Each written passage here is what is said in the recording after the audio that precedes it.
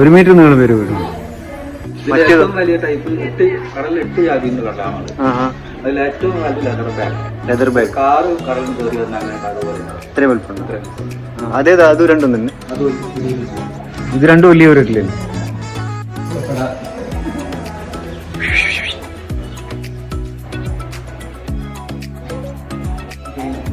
ഇതെന്താ ഇതിന്റെ തീറ്റ? എന്താ സാധാ കടൽ മീൻ ഇട്ട് കൊടുക്കുക?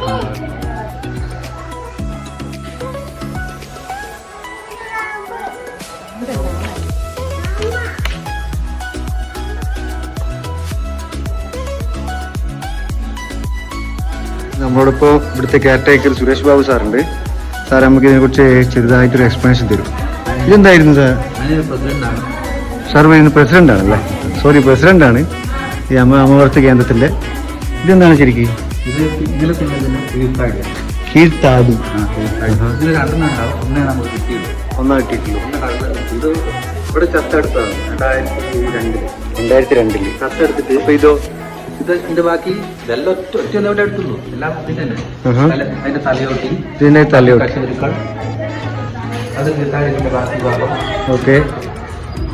ഇവിടെ ചത്തെടുത്തിട്ട് നമ്മളെ ഇതിനകത്ത് കെട്ടികളിൽ അഴിമത്ത് കൊണ്ടുപോയി കുഴിച്ചിട്ടു എന്നിട്ട് 3 കൊല്ലം കഴിഞ്ഞ ശേഷം പുറത്തെടുത്തിട്ട് ഇവിടെ വെക്കുക.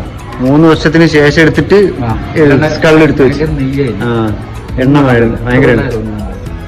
ഇതെന്താ ഇയാള് ഫോർമാലിട്ട് വെച്ചാൽ പരിക്കറ്റ് ഇവിടാണ്.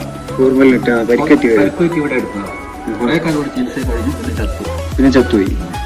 ഇത് ഈ കുട്ടികൾ ഇത് കുട്ടികൾ മുട്ടയും കുട്ടികളും ഫോർമാലിൻ ചെയ്തതാണ്.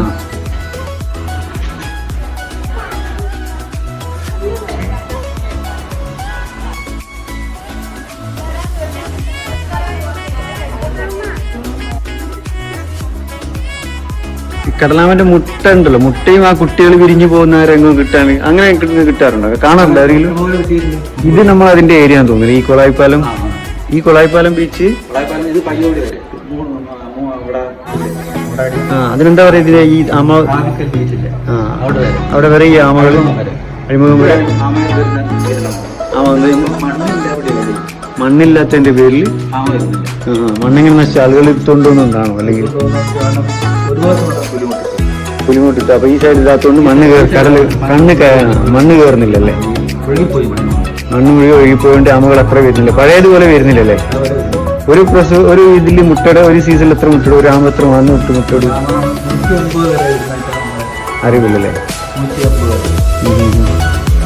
പണ്ടൊക്കെ പറയുന്നൊക്കെ ഇവിടെ ഒന്ന് മുട്ടയിടുന്ന ആൾക്കാർ കാണലുണ്ട്, മൂടിയിട്ട് പോകും, കുറുക്കന്മാർ തിന്നു പറയാൻ കുറെ. മനുഷ്യനും തിന്നില്ലേ?